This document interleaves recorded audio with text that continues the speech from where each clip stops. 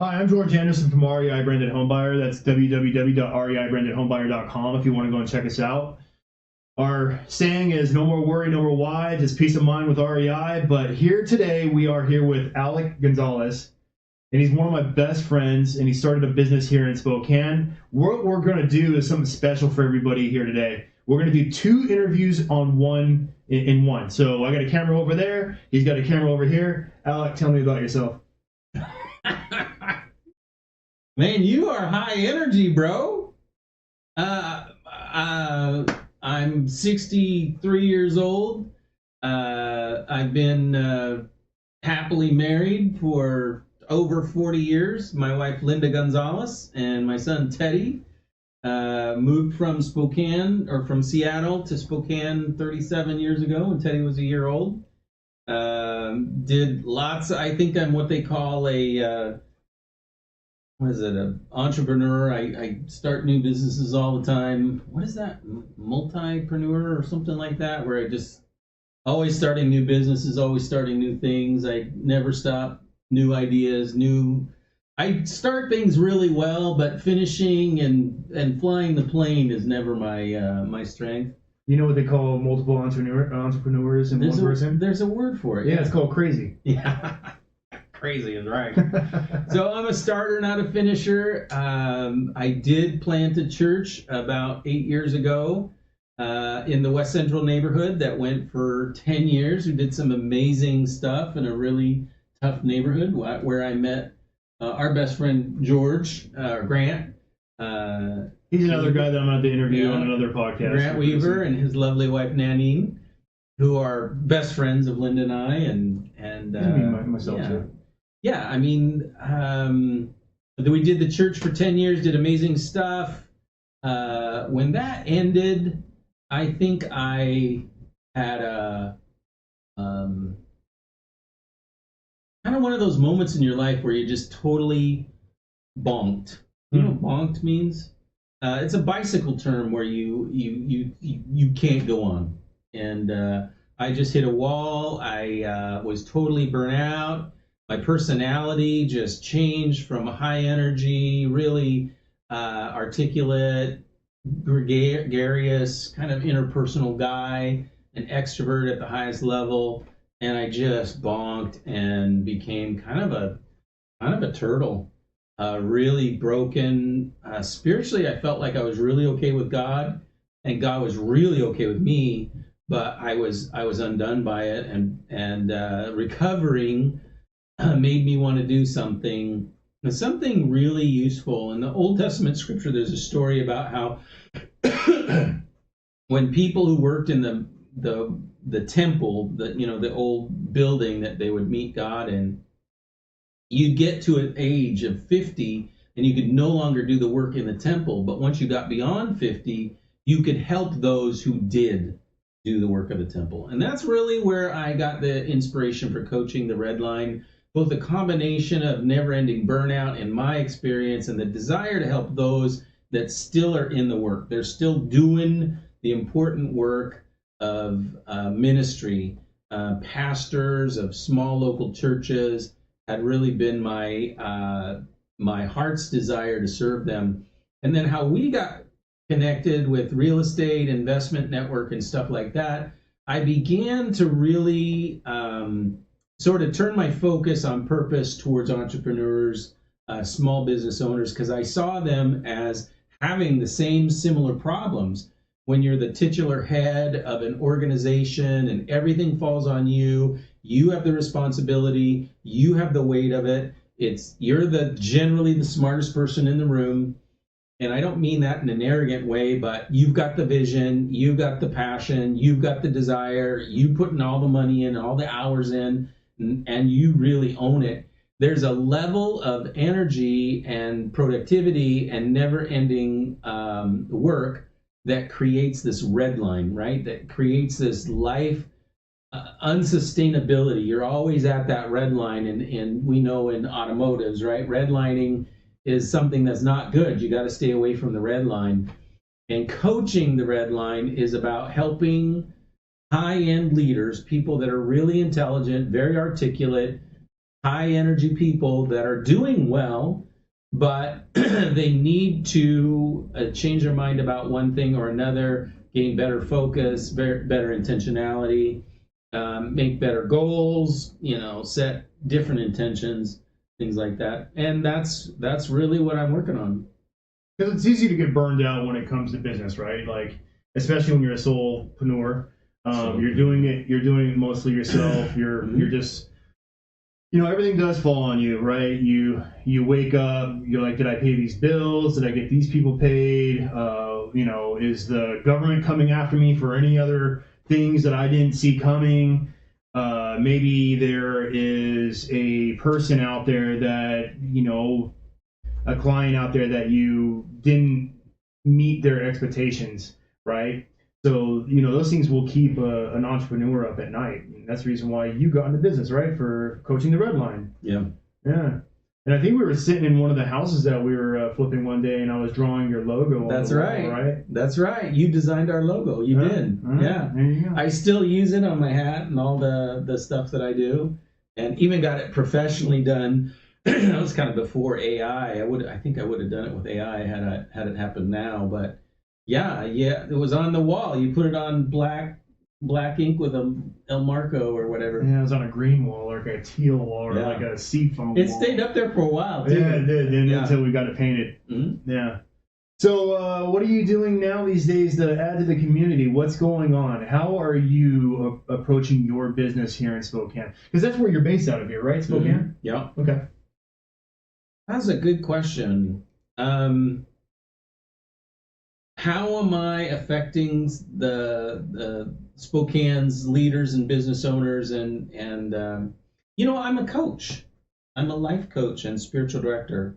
Most people who are high flyers, like yourself, and most of the people that you interact with, and most of the people that I deal with, are very hardworking, motivated, upwardly mobile, high energy people that are going places. They're doing things. They're making money, and but there seems to be a limit to their productivity, their ability to get stuff done, and often it's because of focus. You focus on one thing or another. Often we focus on our strengths rather than sometimes our weaknesses.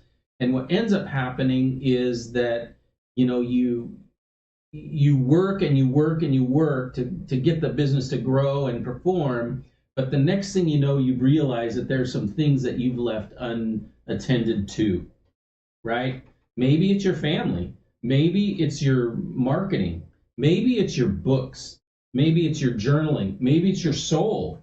Maybe it's your connection to God, or your connection to your children, or your connection to your brothers and sisters, or ministry that you feel called to, but you don't have time for. Or maybe it's just like, hey, take a break, have a day off once a week, and most people have areas where they're just totally dropping the ball. There's too many plates in the air. And as leaders, we don't feel like we have any other, solopreneurs. We don't have any other one to just, would you take that, like a virtual assistant? Like, It'd be cool to have a virtual assistant, but a lot of us don't have someone to say, take this, take this, take this. So I'll focus on this.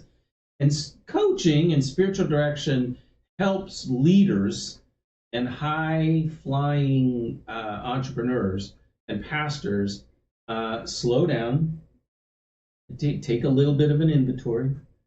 Where is their, strength? Where is their weakness? Where is their performance? And where is their underperformance? Take a look at the goal, the annual, the quarterly, the monthly, the weekly, the daily. Let's write down some goals. I was reading the other day that, if you write a goal down versus just thinking about it, increase by like 30%, and then if you tell someone, it increases by 100% to 65% likelihood that you will achieve a goal if you write it down and tell someone, and a 95% likelihood if you have a big audacious goal, a really good one, that's kind of within reach, that's really big, and you write it down and you tell someone and someone holds you accountable, 95% of the time you're going to reach that goal. So that's very interesting that you say that, because you are into the Bible and all that stuff pretty regularly. Thank you. I've recently got into it myself, and I do know for a fact, because I'm a Steve Harvey guy. I like to watch that guy. He's a motivational speaker. Yeah. And he talks about Habakkuk 2:2. You know that too much? I don't know Bible verses like that. Yeah. So Habakkuk 2:2. If you tell me what it says, I'll be able to repeat it. Okay. Yeah. So Habakkuk 2:2 is write your vision on tablets, and he who reads it will run to it. And even though it may tarry, it will not tarry. Mm-hmm. So basically, what it's saying is write your goals down, read it every single day, morning and night, and you will run to your goals over time. And tarry means take a long time. Tarry will not. It won't take a long time. It'll take some time, but it won't take forever. Yeah. But and also the thing that you talked about, the things that we should really focus on are the 5 F's. The 5 F's. Have you ever heard of that also? No. So 5 F's, for those of you watching, is family, faith, and not in this particular order, right? You should say faith over anything, right? But family, finances, fitness, and fun. No. Fun. Well, fun, I guess you could say. Yeah, but there's fun. Faith, fun. Finances, family, fitness, and fun. Okay, fun, but it's not fun. He says it's not fun, so it should be 6. Okay, 6 if you want to say. Whatever. You can't remember the 5th one. No, so I'm just having a brain aneurysm right now. All right. But we are doing two interviews at the same time. I feel like I've been hogging all the good questions for you lately. I mean, geez. You want me to ask you a question? You can ask me a question if you want, man. But I like asking. I like to learn about other people. I can see that. Oh. So, I asked my my AI guy, Chet. I call him Chet. Okay. How I could change my questions to make my videos more must see, and he came up with some really good stuff. I mean, really good. I was really blown away. One of the things he mentioned was something that Brene Brown mentioned in her TED Talk, which was vulnerability. Mm-hmm. That if you allow people to be vulnerable, then it'll be more compelling. And I wonder if there's a time in your life where you felt like you were not gonna make it, and what did you learn from that? How did that change you? So before you and I met, how I actually wound up in Spokane 8 years ago, almost 9 years ago now. I just got out of a divorce, a very, very bad divorce, and I lost everything in divorce. Basically, I went to Japan to go be with my ex-wife and my daughter. My daughter still lives in Japan. Mm-hmm. And Elizabeth, right? Elizabeth, yes. And when I came back to Washington, I pretty much had just my dog and a backpack. Your dog? Yeah, Hercules. Hercules, your current dog. Huh? Hercules is still alive. No, Hercules is gone. Rest in peace. I'm sorry, bro. About a year ago. How did I not know that? It was a year ago on October 30th. What a dipstick. No, that's all right, man. Don't worry about it. It's a sore subject still. But that's why I should have known. Vulnerable, man, right? So I came back to Spokane with my buddy. He actually went out to Seattle. He drove from here to Seattle, picked me up, and brought me back in one day. And then he basically let me stay in his basement on the concrete floor. And I went to Ross and got some mattress to sleep on, which was about this thin on a concrete floor. What can you do, right? And as I was laying there, I said, well, I can't live here like this forever. I got to figure this out. And so I put in about 200 applications on Indeed, and I got a job working for a property manager. No kidding. Mm-hmm. That was the beginning of your story. That was the beginning of my story right there, yeah. Because I started working for a property manager, McCatherine Management, here in Spokane, and he managed very large apartment complexes. And one day he was coming in, and I just so happened to become a supervisor for him, and I got access to him every single week. And what I did one day was I just said, screw it, I'm going to ask, how do you get to your point? Like you had a point A and you're going to point Z. What is in between? And he told me that he used to be a principal at a high school, and he became a real estate agent, and he bought a mobile home, sold that, bought 2 more, sold those, bought 4 more, sold those, bought 8 more. Huh. And he said that this is the best advice I've ever had when it came to a real estate investor, a real estate purchaser, is you buy 4 greenhouses and you sell those, or you refinance those and you buy 1 red hotel. Ah, monopoly. Yeah, that was the best advice I've ever heard. Nice. And so I got into real estate. Okay, your turn. You asked me a question. Well, of course. Now I gotta go over this. So, what makes your business stand out in front of others? That was a great question. Right? I mean, you got to stand out in this atmosphere, right? We got millions of people fighting online to get your focus, right? So Yeah. how are you standing out from everybody else? How are you going about your business to capture everybody's attention? That is a great question. And you should be a life coach or business coach. I don't know about that. I'm just some guy that's trying to feel his way through business, man. Well, I gotta say that I am going through a transformational time over the last several weeks.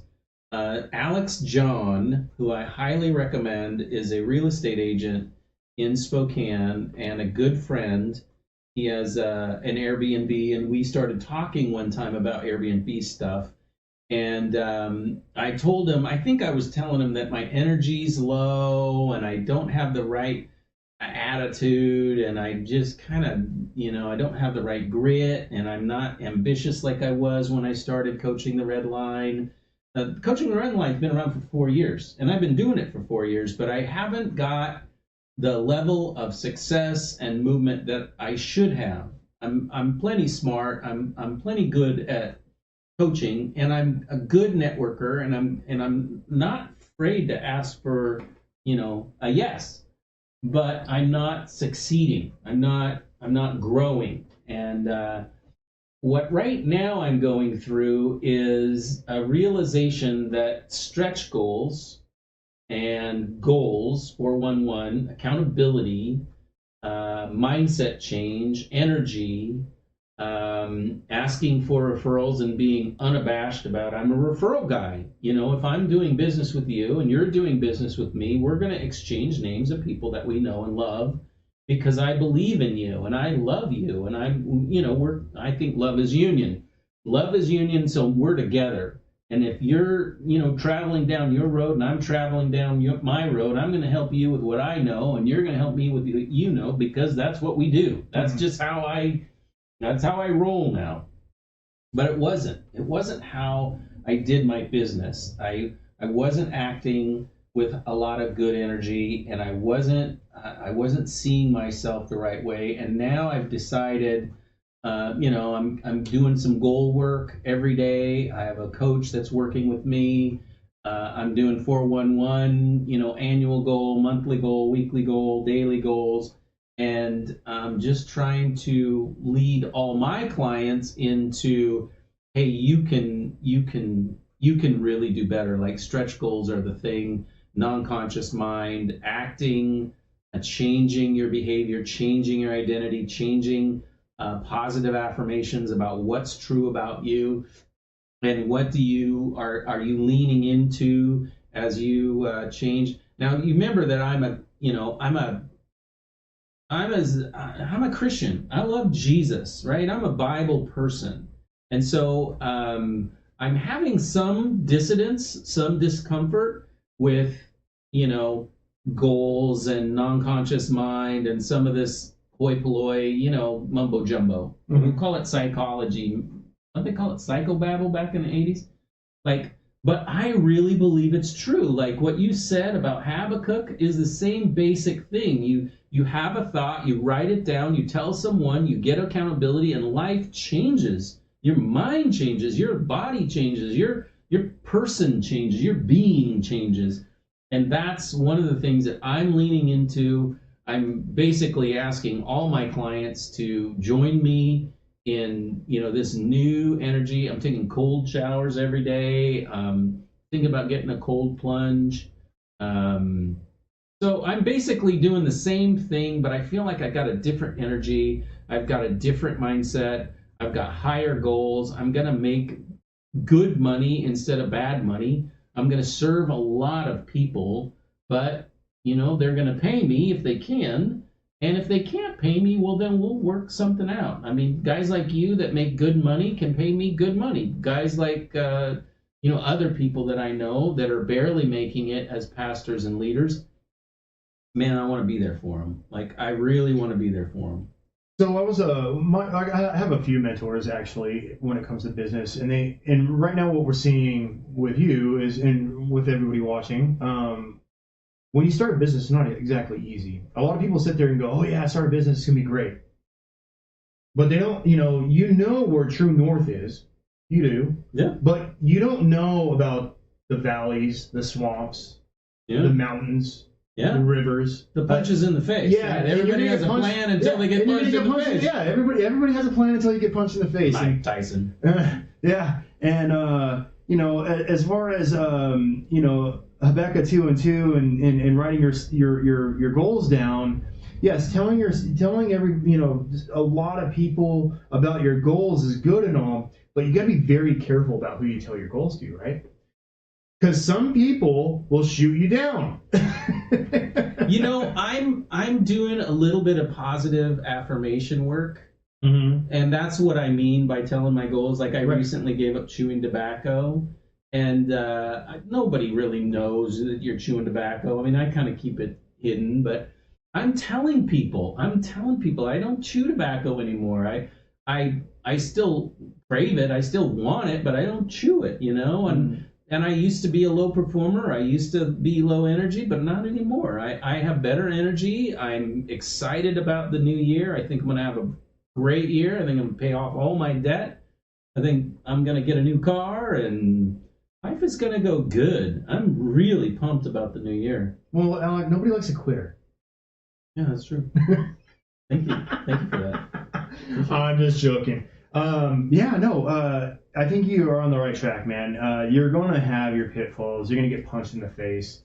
You're going to come in contact with some things that you're going to not want to deal with. I mean, we talked about it the other day, right? Eating that frog. Yeah, eating the frog. Have you talked about that lately? No. Eating the frog, I gotta say, bro, eating the frog is another one of those things that I told you I've been changing my mind. Eating the frog is another one of those things that I'm like, I'm doing it. I'm doing stuff I don't want to do. And doing the biggest, ugliest one that I can do first, and the one I really don't want to do. One of the things that I've learned about myself in the past is I haven't wanted to do what I don't want to do. And so I don't do what I don't want to do, which is very bad in business and in life. Because, you just might not want to take the garbage out, but you got to take the garbage out. And if you don't do what you don't want to do, there's a lot of things that don't get done. Well, also your mind gets cluttered up. Yeah. Because it's on the forefront of your mind. You're like, yeah, man, I should really do that, right? Yeah. And next thing you know, that thing that you didn't want to do, that didn't get done, all of a sudden punches you in the face. Yeah. Plus you can't sleep. Yep. And I started sleeping too. I blocked out all the curtains. I don't know how you sleep, but in our house there's a lot of light in the bedroom, and I very recently heard some people talking about cutting out all the light in your room so you sleep well. I slept 8 hours last night. I only woke up one time to go to the bathroom, which is like totally different for me. Slept till 6:30. I mean, I'm just saying there's a lot of things changing in my life, and I'm super stoked. Let me ask you a question now. Go for it. Yeah. What's one decision or habit that's made a disproportionate difference in your life or work? Waking up at 5 o'clock in the morning. Really? Yep. I love that. Can you talk more about that? Why is that so profound for you? So, you're a life coach. You like the motivational stuff. I like the motivational stuff too. But and I'm Steve Harvey. I listen to that guy constantly because he's a motivational speaker. Mm-hmm. But also, there's another book, and I've read a lot of books when it comes to business ownership, entrepreneurship. One book that stands out is called The Miracle Morning by Hal Elrod, Mm-hmm. and he talks about waking up in the morning and doing 6 things every single morning, which takes an hour. It's 10 minutes per thing that you have to do.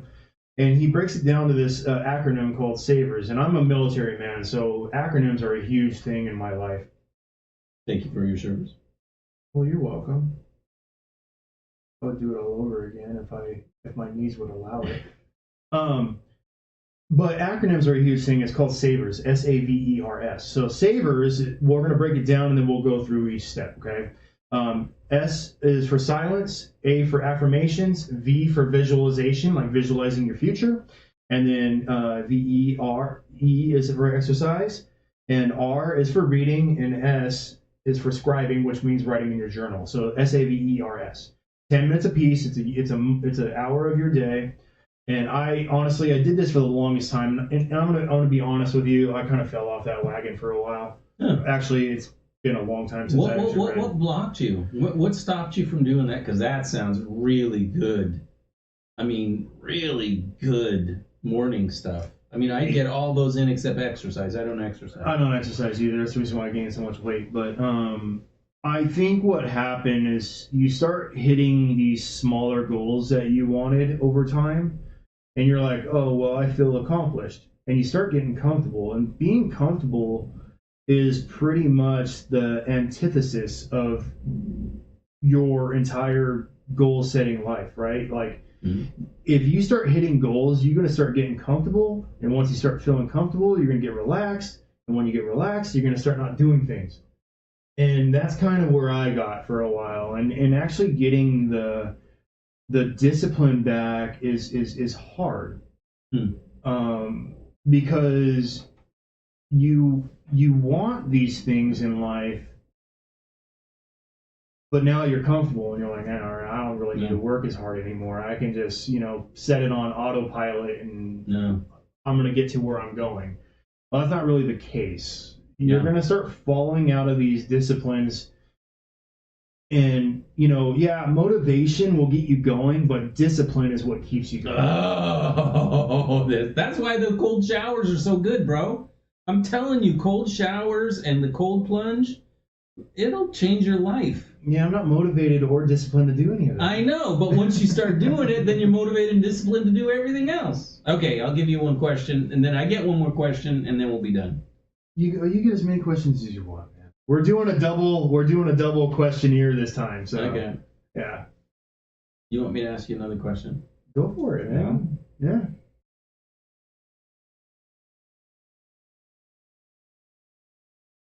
This is new, by the way, doing 2 at once. Yeah. Yeah. If someone's listening, they're doing well but feels stretched thin or unfocused, what would you encourage them to pay attention to first?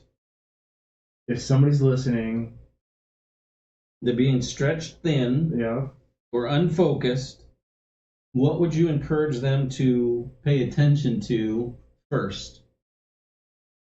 I think, I was just talking to a friend about this the other day, and if you're stretched thin, you got to really, really sit down and rewrite out your goals. Right? And what do you think about 411? Do you know anything about 411? No, I don't do 411, no. Do you know what they are? No. I know it's informational. I know if you type 411 so in your 411, phone, you get information. 411 is annual, monthly, weekly goals. So you set your high-end goal at the, for the year. What are your goals for the year? And then you set your monthly goals based on your annual goals, basically annual divided by 12. Yeah. And then your monthly goals divided by 4. I do something similar. I have a 10-year goal, then I have a 5-year goal, then yearly, then I break it down to months, then I break it down to days or weeks and days. See, this is why he's ascendant. I'm telling you, that's awesome. Can I give you a high five on that one? Well, yeah. Seriously, 10 years. Yeah, you Of course, can you're have young enough to have a 10-year plan. well, a 10-year plan keeps you focused, right? So No, that's great. if you have your 10-year plan, you know exactly where you're going. I think yearly goal is fine and all. That's great, but it doesn't keep you focused long term. I think that people give themselves a break by not doing anything longer than what am I going to do? They don't. I mean, when I was really thinking and I was first asked to think of a stretch goal, Mm-hmm. what would be really stretching me? And I started thinking what would it be? And I put a number on the board that seemed like ridiculous. Mm-hmm. And then I started doing the math at what it really is. I'm like, that's not even hard. No. It's not even hard. And once that brain clicked, and then I started working towards it and thinking about it every day and writing it down and getting some accountability, I'm like, I'm definitely going to do it. And inside just a couple of weeks, it's totally changed my whole perspective about, my financial situation. Well, I mean, everything that we do is math based. If you break it down to math and you break it down to smaller numbers, it really isn't that difficult. Yeah. I think that's the reason why I started getting really, really relaxed, because I hit some of those goals. What's your big goal for the new year? Revenue or acquisitions? Acquisitions, we want to do 50. We want to buy 50 houses next year. That's our goal for next year, is to buy 50. Okay. The only reason why I say 50 is because right now we just did 5. We just bought 5 houses, and that'll close by the end of the year, this month alone. Okay, so 50 doesn't seem like that big a goal. Not really. It's not stretching, but also it's. I mean, to normal people, 50 houses is a lot. Yeah. I'm not saying normal. I'm not saying normal. I don't mean to disparage anybody. The reality is that you're ascendant. You have a structure and a brand that's damn good. You created the momentum that you're leaning into in the new year, where most of the people that we run into that are investors don't have the infrastructure. They don't have the brand on the hat. They don't have the website, the Facebook page, the lists, all this stuff that you've built. You should have a good, solid annual goal based on your infrastructure. And your infrastructure seems like more than 50 by a lot. Right. I mean, I could put it up a little bit more, but I think that, say 50 houses, we flip 10 of them. With a 5 to 6 month turnover on those ones, it's gonna take a lot of work. So I think 50 is definitely a good goal. Is it stretching? The flip 10 in 1 year, yes, definitely stretching. Okay. Yeah, it's definitely stretching. We do have the right people in place to take on this work. Now, I know that goal is not too out of the realm.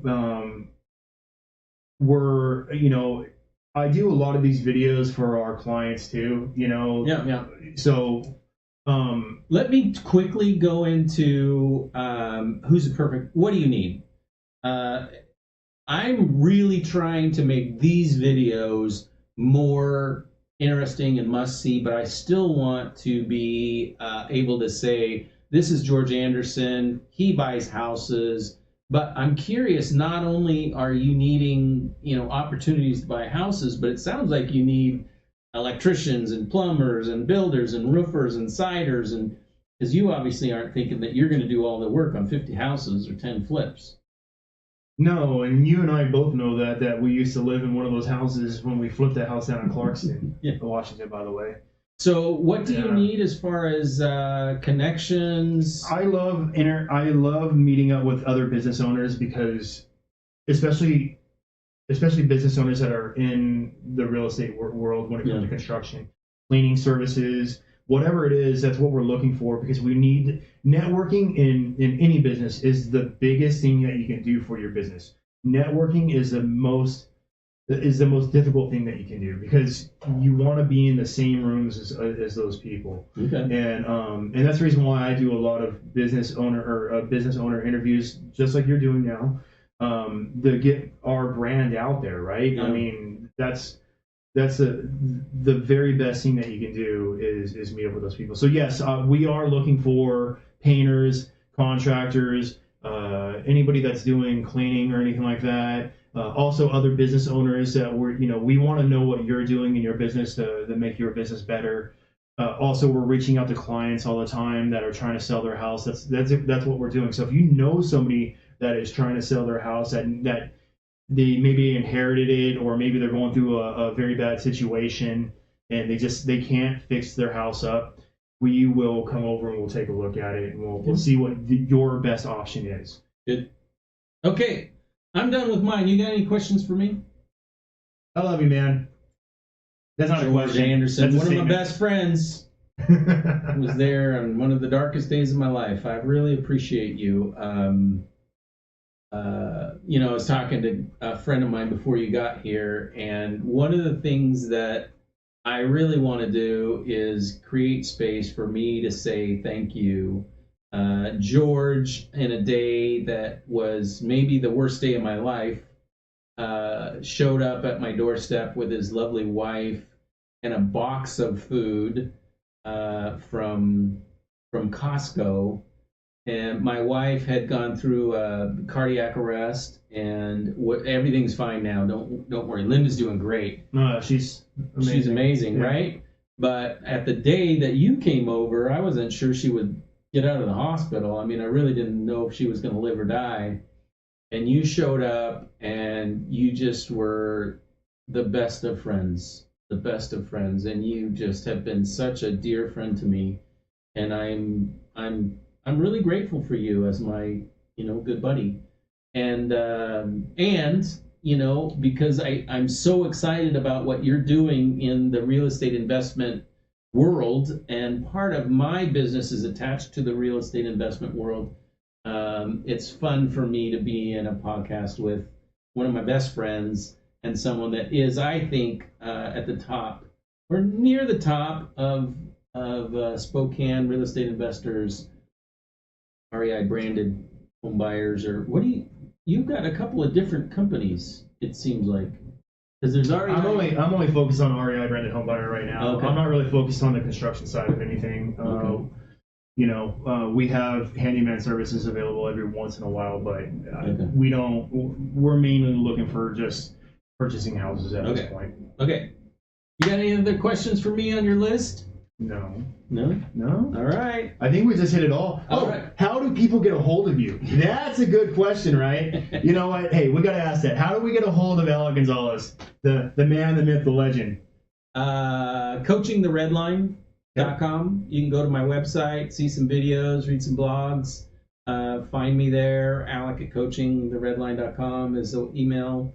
Phone number is 509-999-3305. You can find me on Google, Facebook. There's others, Truth, and Instagram, X, whatever. Okay. But easiest to just go to my website. Okay. Yeah. Same here. Just go to my website, www.reibrandedhomebuyer.com. Nice. We're posting all of our interviews on that. On that webpage. We're doing a lot of video blogs, and I put a lot of information out there for entrepreneurs, homeowners that are looking to sell their house, or if they're looking to get work done on their house. I give them, just a bunch of tips and tricks and stuff like that. Okay. I also do a lot of jokes on my Facebook page. I have a Facebook page that is for entrepreneurs also that are in the real estate world. I don't know if I remember telling you that, the Washington Off-Market Real Estate Group. Yeah, I've seen it. Yeah, and we post there twice a day. We give out information, tips, and tricks to other homeowners that are looking to invest in real estate. So, nice. Yeah, that's what we do. All right. Thanks for joining me.